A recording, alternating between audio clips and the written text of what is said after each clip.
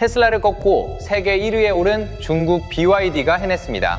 근데요, 지금 중국에서는 BYD 딜러들이 고객 돈 600억을 들고 줄줄이 야반 도주하고 있습니다. 세계 1위라는 이 화려한 성적표의 진짜 비결은 기술이 아니었습니다. 하청업체 대금을 9개월씩 미루고 세 차례 0km 중고차로 떠넘기며 쌓아올린 76조 원짜리 외상장부였죠. 근데 진짜 소름 돋는 건 이 폭탄의 뇌관을 중국 정부가 스스로 눌러버렸다는 겁니다.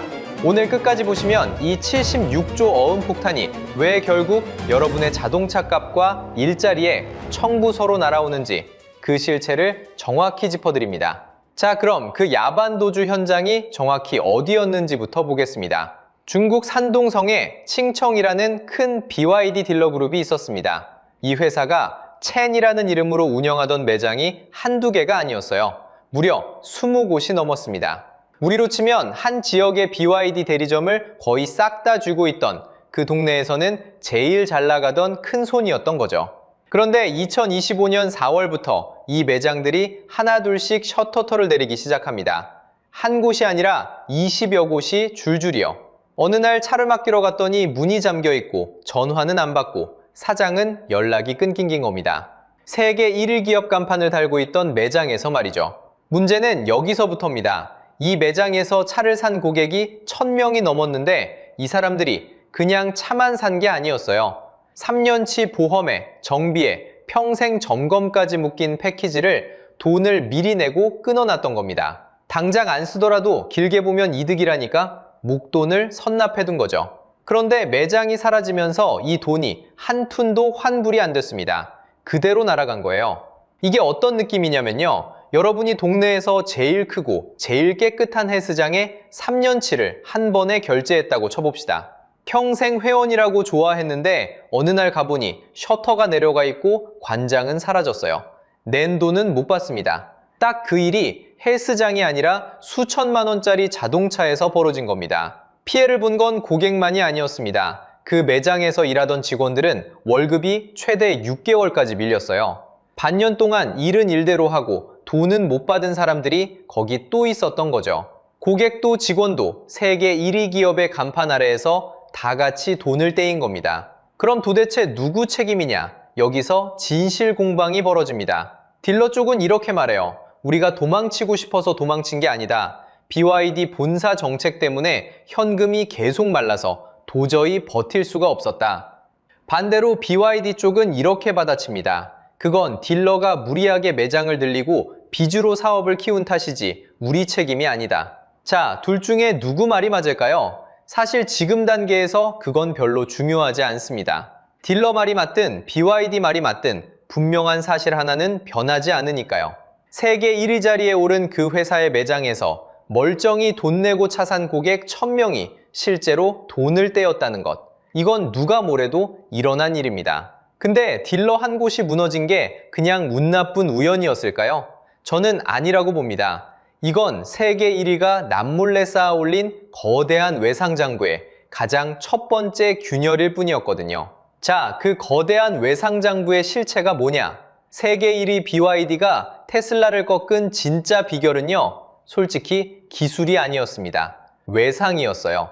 돈을 안 주고 미루고 또 미루면서 만든 1위였던 거죠. 먼저 이 숫자부터 보시죠. 부품 만들어주는 하청업체들한테 대금을 언제 주느냐? 보통 전 세계 자동차 회사들은 물건 받고 한 45일에서 60일, 그러니까 2달 안에는 줍니다. 그런데 BYD는요, 2021년에 198일이었어요. 그게 2022년엔 219일, 2023년엔 무려 275일까지 늘어났습니다.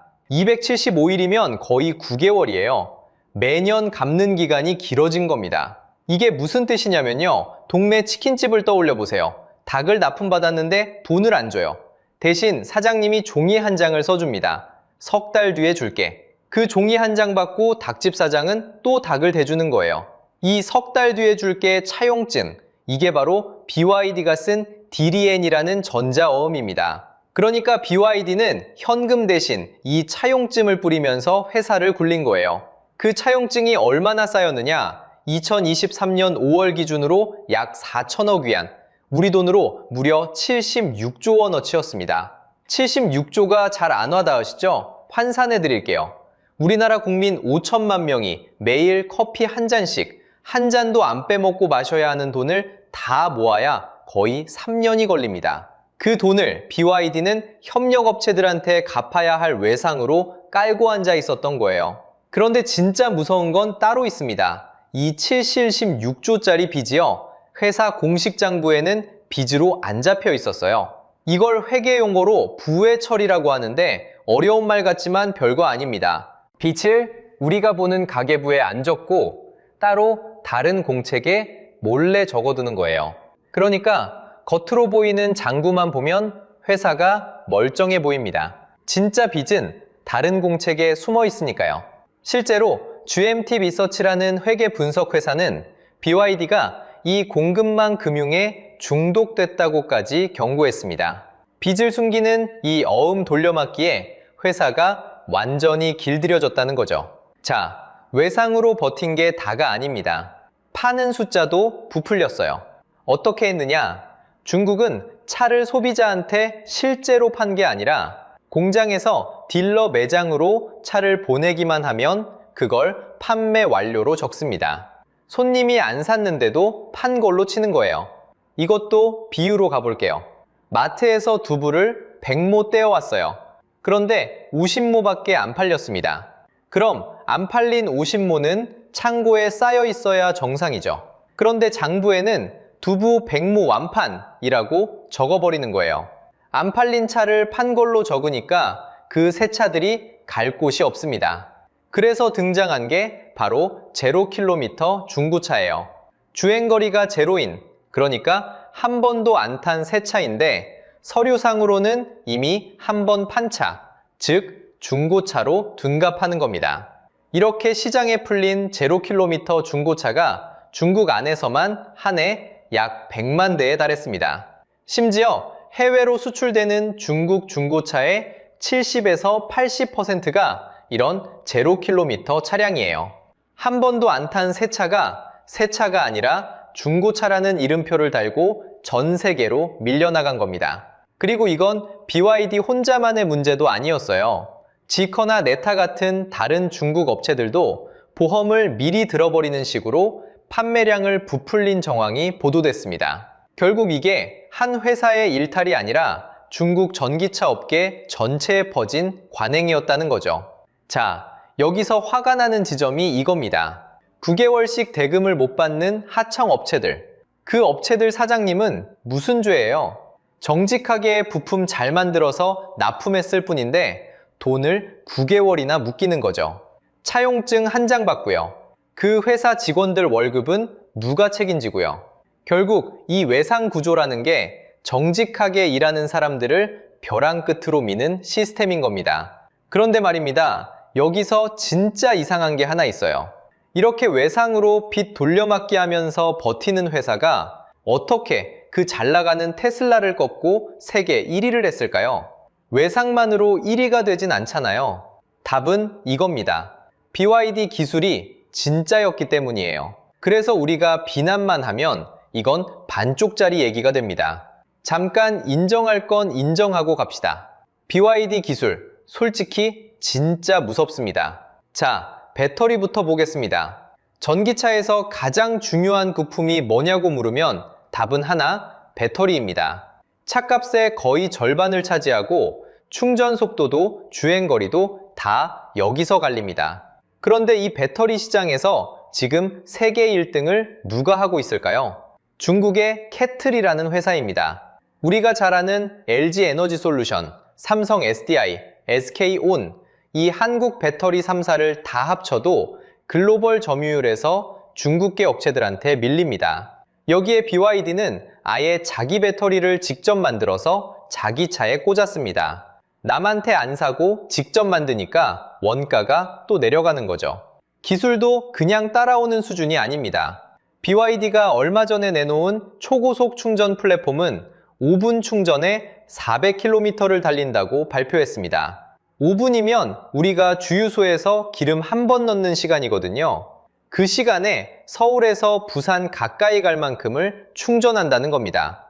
이게 사실이라면 전기차의 가장 큰 약점, 그러니까 충전이 오래 걸린다는 약점을 정면으로 부숴버리는 기술인 거예요.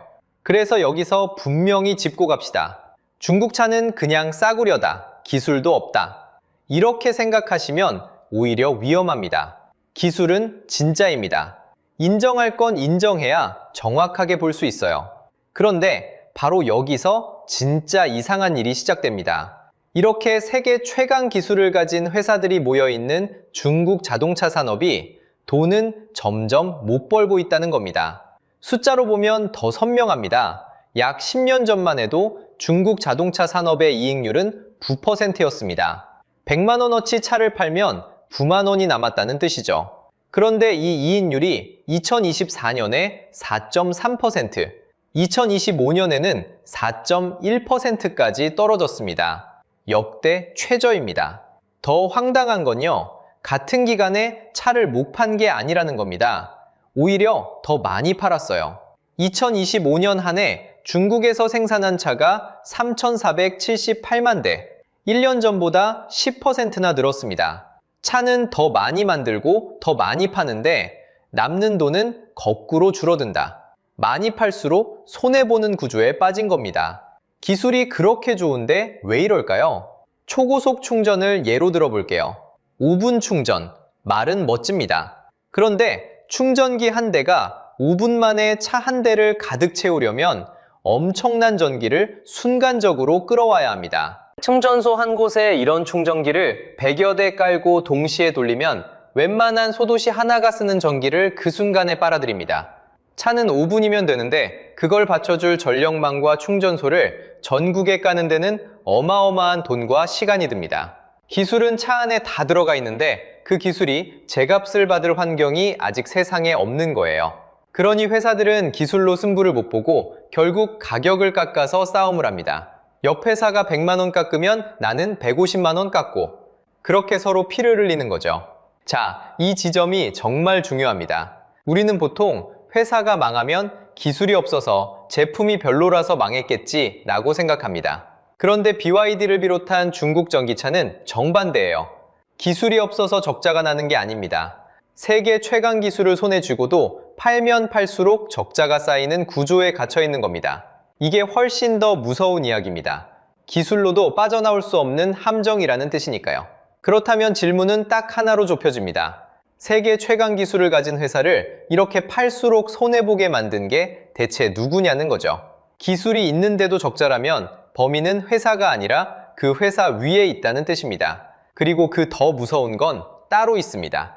그 회사 위에 있는 범인, 바로 보조금입니다. 처음 중국 정부의 그림은 단순했습니다. 중앙도 지방도 전기차 회사에 보조금을 주고 세금을 깎아주고 돈을 빌려줬습니다. 그렇게 키워서 세계 1위를 만든 거죠. 여기까지는 좋습니다. 문제는 그 다음이었어요. 지방정부 입장에서 공장은 곧 일자리고 일자리는 곧 표고 세수입니다. 그러니까 너도 나도 자기 지역에 전기차 공장을 유치하려고 달려들었습니다. 옆 동네가 하나 지으면 우리 동네도 하나 지어야 직성이 풀리는 거예요. 그 결과가 뭐였을까요? 지금 중국 전체 자동차 공장의 생산 능력은 1년에 약 5,500만 대입니다. 그런데 실제 가동률은 절반 정도밖에 안 됩니다. 업계에서는 보통 75%는 돌아가야 정상이라고 봐요. 그런데 절반이면 공장 2개 중 하나는 거의 놀고 있다는 뜻입니다. 손님은 100명인데 식당을 200개 차려놓은 동네, 딱 그 모습이에요. 안 망하는 게 이상한 구조죠. 근데 이 그림 어디서 본 것 같지 않으세요? 사실 중국은 이걸 처음 하는 게 아닙니다. 태양광이 그랬고 배터리가 그랬습니다. 수백 개 회사를 보조금으로 우르르 키운 다음 자기들끼리 피 터지게 싸우게 만들어서 끝까지 버틴 소수만 살아남깁니다. 그렇게 살아남은 몇 개가 결국 전 세계 시장을 먹어버렸어요. 전기차에서 똑같은 일이 지금 반복되고 있는 겁니다. 여기서 자꾸 떠오르는 이름이 하나 있죠? 헝다입니다. 부동산으로 중국을 뒤흔든 그 헝다요. 헝다는 아직 짓지도 않은 아파트를 미리 팔아서 그 돈으로 굴렸습니다. 전기차는 하청대금을 어음으로 미루고 보조금으로 굴렸고요. 헝다엔 사람이 안 사는 유령 아파트가 쌓였고 전기차엔 아무도 안 탄 0km 새 차가 쌓였습니다. 구조가 소름 끼치게 닮았어요. 다만 하나는 분명히 짚고 갑시다. 헝다는 결국 빚 400조 원을 못 갚고 청산 명령을 받았습니다. 진짜로 무너진 거예요. BYD는 아직 거기까지 간 게 아닙니다. 여전히 흑자를 내는 회사예요. 그러니까 BYD가 헝다처럼 망했다는 건 과장입니다. 닮은 건 회사가 아니라 그 밑에 깔린 외상으로 굴러가는 부조라는 거죠. 그런데 바로 그 외상 부조에 중국 정부가 직접 만기를 박아버렸습니다. 2025년 3월에 규정을 하나 만들고 6월 1일부터 시행했어요. 이름하여 60일 결제 규정. 그동안 하청업체한테 100일, 200일씩 질질 끌던 대금을 이제 무조건 60일 안에 갚으라는 겁니다. BYD, 지리, 니오 같은 14개에서 17개 회사가 줄줄이 그렇게 하겠습니다 서약을 했고요. 생각해보세요. 규정 이전엔 BYD가 약 127일, 니오가 195일, 창하는 200일을 넘겼습니다. 그 긴 외상으로 숨통을 트고 있었는데 그걸 60일로 확 조여버린 겁니다. 외상으로 부풀어 있던 풍선에서 바람이 빠지기 시작한 거예요. 그러니까 이 폭탄의 뇌관을 다른 누구도 아닌 중국 정부가 스스로 눌러버린 셈입니다. 그렇다고 정부가 이제 그만 좀 죽어라 하고 칼을 빼들었다고 단정하긴 어렵습니다. 컨설팅 회사 알릭스파트너스는 오히려 반대를 경고해요. 지방정부 입장에선 그 부실한 공장도 우리 동네 일자리고 협력업체 밥줄이라 망하게 두질 못하고 억지로 연명시킨다는 겁니다. 그래서 중국의 구조조정은 다른 나라보다 오히려 더 느리게, 더 질질 끌 수 있다는 거죠. 자, 정리해봅시다. 보조금이 공장을 과잉으로 찍어냈고 그게 외상 더미를 만들었고 이제 정부가 그 외상에 만기를 박았습니다. 그럼 이 대학살 끝에 살아남는 건 누구일까요? 그리고 그 살아남은 괴물은 지금 어디로 향하고 있을까요? 바로 한국입니다. 그 생존자의 정체부터 말씀드리겠습니다. 컨설팅 회사 알릭스파트너스가 2025년에 충격적인 전망을 내놨습니다. 지금 중국에 있는 전기차 브랜드가 129개인데 2030년까지 재무적으로 살아남는 곳은 딱 15개뿐일 거라는 겁니다. 100개가 넘는 회사가 5년 안에 사라진다는 얘기죠. 그런데 여기서 우리가 착각하면 안 되는 게 있습니다. 살아남는 15개는 그냥 운 좋게 버틴 회사가 아닙니다. 이 잔혹한 출혈 경쟁을 끝까지 견디고 경쟁자들 시체를 밟고 올라선 진짜 괴물들이에요. 이들이 안방에서 거품을 다 짜내고 단단해진 몸으로 이제 어디로 향하느냐? 바로 국경 밖 해외 시장입니다. 숫자가 이미 그걸 보여주고 있습니다. BYD의 2025년 해외 판매량이 104만 6천 대를 찍었습니다. 1년 만에 151% 폭증한 거고요.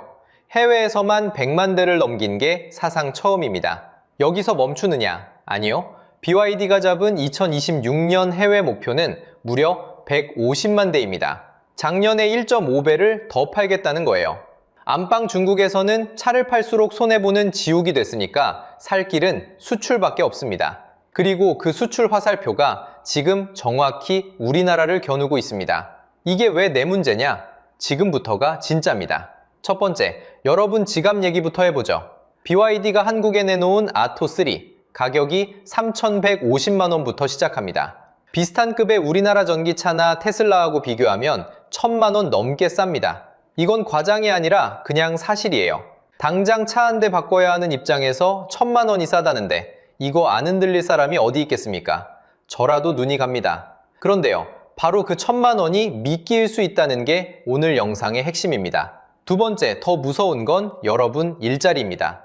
우리나라 자동차 산업에 직접 간접으로 매달려 사는 사람이 약 150만 명입니다. 이게 얼마나 큰 숫자냐면요. 철강 41만 명, 반도체 28만 명보다 훨씬 큽니다. 우리나라 제조업에서 일하는 사람 100명 중에 약 12명이 자동차로 먹고 삽니다. 그런데 안방에서 칼춤을 추다 살아남은 괴물이 출혈 경쟁으로 단련된 그 초저가 무기를 들고 우리 시장에 밀려 들어오면 어떻게 될까요? 처음엔 소비자가 싸게 사서 좋습니다. 하지만 국산차가 안 팔리기 시작하고 거기에 부품 대주던 협력업체들이 일감을 잃고 그 공장에서 일하던 사람들이 하나둘 짐을 싸기 시작하면 그 1,000만 원 할인의 진짜 청구서가 바로 우리 일자리로 날아오는 겁니다. 우리는 이미 철강에서 태양광에서 중국발 저가 공세에 산업 하나가 통째로 휘청이는 걸 봤습니다. 그 다음 타자가 자동차가 되지 말란 법이 없어요. 세 번째, 차를 사고 나서가 더 문제입니다. 기억하시죠? 이 영상 맨 앞에서 본 장면. 중국에서 BYD 딜러 매장 20여 곳이 문을 닫고 고객 1000명이 미리 낸 정비비, 보험료를 떼인 그 사건이요. 그 일이 만약 한국에서 벌어진다면요? 싸다고 덜컥 차를 샀는데 10년 뒤에 그 차를 고쳐줄 정비소가 동네에서 사라진다면 어떻게 되겠습니까? 차는 한 번 사면 10년, 15년을 타는 물건입니다. 부품 하나 구하려고 몇 달을 기다리고 수리비가 차값만큼 나오는 순간 그 싼 차는 더 이상 차가 아니에요. 굴러가지도 못하고 팔지도 못하는 2천만 원짜리 짐덩어리가 되는 겁니다. 싸게 산 기쁨은 잠깐이고 AS 공백의 공포는 10년을 갑니다. 품질 얘기도 솔직하게 짚고 넘어가겠습니다. 인터넷에 떠도는 것처럼 BYD 차는 전부 3년 만에 녹슨다. 이건 사실이 아닙니다. 그렇게 과장하면 안 돼요. 다만 호주나 뉴질랜드 쪽에서 일부 초기 생산분 차량에서 부식 사례가 보고된 적은 있습니다. 도장 전에 금속 표면 처리가 제대로 안 됐던 게 원인으로 추정되고 BYD가 수리비를 부담했고요. 그러니까 다 녹슨다가 아니라 초기 물량 일부에서 이런 문제가 있었으니 꼼꼼히 따져봐야 한다. 딱 여기까지가 정확한 사실입니다. 자, 그러면 여기서 많은 분들이 가슴 한켠에 품고 있던 그 질문 정면으로 답하겠습니다.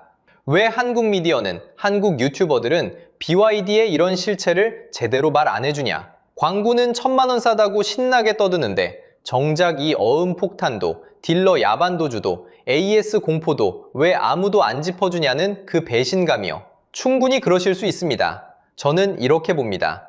칭찬은 쉽고 돈이 되지만 찬물 끼얹는 얘기는 어렵고 욕먹기 십상이거든요. 그래서 오늘 이 영상은 1000만 원 싸다는 말 뒤에 가려진 청구서를 적어도 한 번은 끝까지 보여드리고 싶었습니다. 사실지 안 사실지는 여러분이 정하시는 거지만 적어도 모르고 당하지는 않으셨으면 해서요. 그래서 우리는 이걸 어떻게 받아들여야 할까요? 오늘 긴 이야기를 한 줄로 정리해 보겠습니다. 76조 원짜리 외상장부가 있었고 안 팔린 새 차가 0km 중고차 무덤으로 쌓였고 중국 정부가 60일 결제 규정이라는 뇌관을 스스로 눌렀고 그 지옥에서 살아남은 괴물이 지금 한국으로 오고 있다. 처음에 제가 던졌던 모순 기억하시죠? 세계 1위인데 왜 무너지나? 이제 답이 보이실 겁니다. 기술이 없어서가 아니었어요. 오히려 기술은 무서울 만큼 진짜였습니다. 문제는 보조금이 만들어낸 과잉 구조가 정직하게 차를 잘 만드는 회사마저 팔수록 손해보게 만들어버린 거였습니다. 범인은 어느 한 기업이 아니라 그 위에 있던 구조였던 거죠. 그런데 여기서 제가 가장 경계하는 게 하나 있습니다. 거봐, 중국 망했네 하면서 비웃고 안심하는 태도요. 그게 제일 위험합니다. 휴대폰 세계 1위였던 노키아 무너지고 나서 CEO 스티븐 앨롭이 이런 말을 했습니다. 우리는 아무것도 잘못한 게 없는데 어느 순간 졌다. 가만히 있다가 세상이 바뀌는 걸 못 보다가 졌다는 겁니다. 중국 전기차가 흔들린다고 우리가 손 놓고 구경만 하면 거품을 걷어내고 더 강해진 괴물한테 다음 차례는 우리가 당할 수 있습니다. 그래서 절망하자는 게 아니라 두 가지만 챙기시면 좋겠습니다. 하나, 소비자인 우리는요. 차 살 때 가격표만 보지 마세요.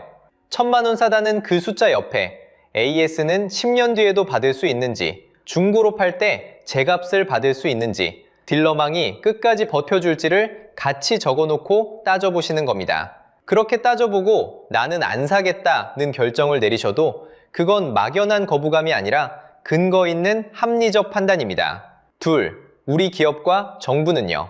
중국과 가격으로 싸우면 절대 못 이깁니다. 보조금으로 무장한 추열 경쟁을 어떻게 가격으로 따라가겠어요? 답은 품질, 서비스, 그리고 기술의 초격차밖에 없습니다. 노키아가 안 했던 그걸 우리는 해야 하는 거죠. 자, 여러분께 묻고 싶습니다. 여러분은 1000만 원 싸다는 이유 하나로 중국차 사시겠습니까? 여러분의 솔직한 생각을 댓글로 남겨주세요. 정말 궁금합니다. 그리고 오늘처럼 광고 뒤에 가려진 진짜 청구서를 끝까지 파헤치는 분석 계속 보고 싶으시다면 구독 버튼 한번 눌러주세요. 다음 영상에서 또 찾아뵙겠습니다. 저축하는 사람들을 바보라며 비웃던 목소리들 기억하시나요? 욜로하다 정부 골로 갔다는 그 사람들이 3년 만에 조용해졌습니다. 한 세대가 믿었던 한 번뿐인 인생 즐겨야지 라는 소비 철학이 지금은 비톡촉 고지서로 돌아왔습니다. 화려한 오마카세 사진은 통장에 100만 원도 없는 현실이 됐죠. 그런데 정말 이들이 단순히 철이 없어서 이렇게 됐을까요? 오늘은 한 세대를 통째로 빚더미에 앉힌 숨겨진 구조를 파헤쳐 봅니다. 그리고 이게 왜 남의 일이 아닌지 끝까지 보시면 분명히 느끼실 겁니다. 불과 몇 년 전만 해도 SNS 피드는 화려함으로 가득했습니다. 한 끼에 10몇만 원짜리 오마카세를 줄 서서 먹고 인증샷을 올렸고 시즌마다 바뀌는 명품 가방이 손에 들려 있었죠. 비행기 안에서 찍은 해외여행 사진, 주말마다 라운딩을 도는 골프장 풍경, 감성 조명을 켠 캠핑장 사진이 끝없이 이어졌습니다. 누가 더 비싸고 더 화려하게 사는지 경쟁하듯 피드는 매일같이 새로운 플렉스로 채워졌습니다. 그리고 그 사진들 밑에는 늘 비슷한 목소리가 따라붙었죠. 한 번뿐인 인생 즐겨야지. 저축은 바보들이나 하는 거야. 매달 꼬박꼬박 돈을 모으는 사람을 보며 답답하다는 듯 혀를 차는 사람도 적지 않았습니다. 그런데 이상합니다. 2026년 지금 그렇게 당당하던 목소리들이 거짓말처럼 조용해졌습니다. 오마카세도 명품 가방도 해외여행 인증샷도 어느 순간부터 피드에서 자취를 감췄습니다. 매일 새 사진을 올리던 계정은 몇 달째 멈춰있고 화려하던 자리에는 전혀 다른 것이 남았습니다. 바로 빚 독촉 고지서입니다. 한때 즐기는 게 남는 거다 라고 외치던 사람들의 통장에는 지금 100만 원도 채 남아있지 않은 경우가 적지 않습니다. 이게 그냥 느낌만은 아닙니다. 숫자가 증명합니다. 2026년 1월 기준 은행 신용카드 대출 연체율은 4.1%까지 올랐습니다. 약 20년 만에 가장 높은 수치입니다. 카드값을 제때 못 갚는 사람이 이렇게까지 늘어난 건 20년 전 그 유명한 카드 사태 이후 처음이라는 뜻이죠. 피드가 조용해진 이유는 단순히 유행이 지나서가 아니었습니다. 사진을 올릴 여유조차 사라진 겁니다. 남들의 좋아요를 받기 위해 자신의 노후를 통째로 불태운 셈입니다. 그래서 누군가는 이렇게 말하고 싶을 겁니다. 거봐, 그렇게 흥청망청 쓰더니 꼴 좋다. 통쾌한 마음 충분히 이해합니다. 비웃던 사람들이 조용해졌으니 어쩌면 당연한 감정이죠. 그런데 이들을 비난하기 전에 한 가지 짚어야 할 게 있습니다. 정말 이들이 단순히 철이 없어서 이렇게 됐을까요? 이 세대는 왜 하필 그때 그렇게 돈을 쓰기 시작했을까요? 그렇다면 왜 그토록 많은 사람이 저축 대신 소비를 택했을까요? 이들이 갑자기 철이 없어졌기 때문이 아닙니다. 사실은 그 시절 시대가 그렇게 하라고 등을 떠밀고 있었습니다. 먼저 돈의 흐름부터 보겠습니다. 2020년 5월 우리나라 기준금리는 0.5%까지 떨어졌습니다. 역사상 가장 낮은 수준이었죠. 기준금리는 모든 대출과 예금이자의 기준점인데 이게 바닥으로 내려가면 은행에 돈을 맡겨도 이자가 거의 붙지 않습니다. 실제로 그 시절 예금금리는 1%대에 머물렀습니다. 그런데 물가는 그보다 빠르게 올랐습니다. 1년 동안 꼬박 참고 저축해서 받는 이자보다 그 사이 물건값이 더 많이 올라버린 겁니다. 그러니까 돈을 모으는 동안 그 돈의 가치는 오히려 줄어들고 있었던 거죠. 쉽게 말하면 통장에 돈을 넣어두는 것 자체가 손해처럼 느껴지는 시대였습니다. 아무리 부어도 차오르지 않는 바닥에 구멍난 독에 물을 붓는 기분이었죠. 어른들이 입버릇처럼 말하던 적금의 미덕이 이 시기엔 통하지 않았습니다. 저축이 매력을 잃으니 사람들의 생각도 자연스럽게 바뀌었습니다. 어차피 모아도 안 불어날 돈이라면 차라리 지금 쓰면서 즐기는 게 낫지 않냐는 거였죠. 게다가 이자가 워낙 싸다 보니 빚을 내는 일에도 겁이 없어졌습니다. 카드 할부를 긁어도 대출을 받아도 매달 빠져나가는 이자가 부담스럽지 않았으니까요. 그러다 보니 빚을 내서 사는 게 손해가 아니라 오히려 똑똑한 선택처럼 보이던 시절이었습니다. 지금 누리고 천천히 갚으면 된다는 생각이 너무나 당연하게 자리 잡았죠. 여기에 결정적인 한 방이 더해집니다. 바로 우리 손안의 화면이었죠. SNS를 켜면 친구들의 오마카세 사진과 해외여행 영상이 끝없이 흘러갔습니다. 광고는 하루에도 수십 번씩 같은 말을 속삭였습니다. 경험에 투자하라고. 한 번뿐인 인생인데 지금 누리라고 말이죠. 이 말을 하루에도 수십 번씩 듣다 보면 어떻게 될까요?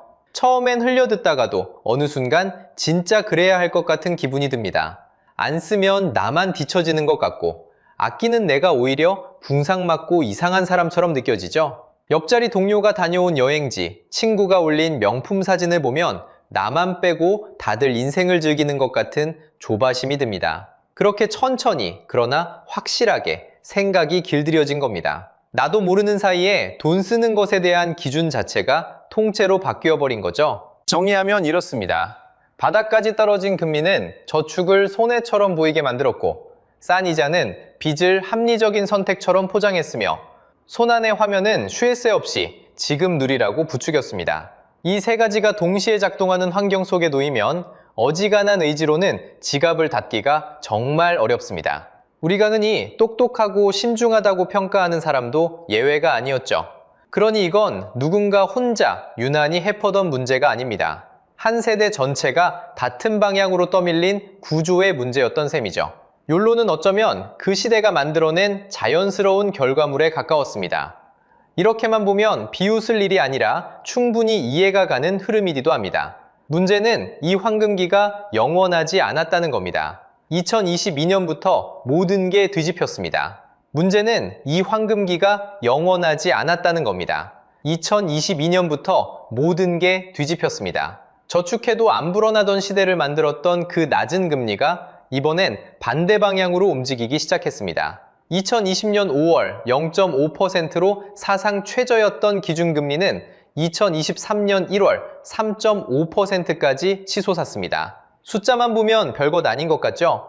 하지만 빚을 진 사람에게는 전혀 다른 이야기였습니다. 기준금리는 모든 배출 이자의 기준점입니다. 이게 오르면 내가 갚아야 할 이자도 같이 오릅니다. 빚으로 쌓아 올린 화려한 소비가 어느 날 갑자기 이자 폭탄으로 돌아온 겁니다. 그 뒤로 금리는 2025년 2.5%까지 다시 내려왔지만 한번 불어난 빚과 이자는 그렇게 쉽게 사라지지 않았습니다. 게다가 많은 사람이 무심코 긁었던 할부와 후불 결제를 떠올려 보세요. 월 2%면 별것 아닌 것 같죠? 그런데 1년으로 환산하면 연 24%입니다. 쉽게 말해 100만 원을 그렇게 빌리면 1년 뒤엔 24만 원이 이자로 붙는 셈입니다. 카드 빚이 얼마나 무서운 속도로 불어나는지 그제야 체감하게 됩니다. 그 결과는 숫자로 고스란히 드러났습니다. 장기 카드 대출 연체율은 2021년 1.7%에서 시작했습니다. 그게 2024년엔 2.26%, 2025년 2분기엔 2.4%까지 꾸준히 올라갔습니다. 한 칸씩 천천히, 그러나 멈추지 않고 올라간 겁니다. 은행 신용카드 대출 연체율은 더 심각했습니다. 2026년 1월 4.1%, 약 20년 만에 가장 높은 수치를 찍었습니다. 카드 대란이라 불리던 그 시절 이후로 처음 보는 숫자였습니다. 문제는 이게 남일이 아니라는 겁니다. 2025년 상반기 개인 회생을 신청한 사람 가운데 30대 이하가 26.9%였습니다. 빚을 갚기 어려워 법원에 손을 내민 4명 중 1명이 청년이었다는 뜻입니다. 규모도 점점 커지고 있습니다.